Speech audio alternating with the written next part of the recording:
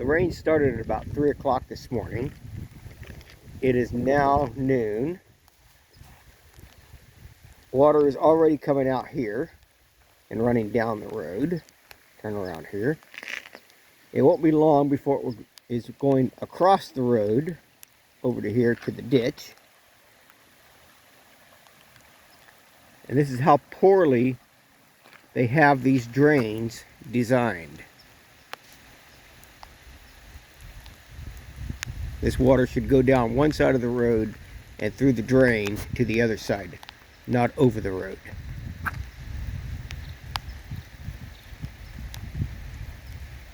But then again, you really can't hurt this road since it's one big pothole.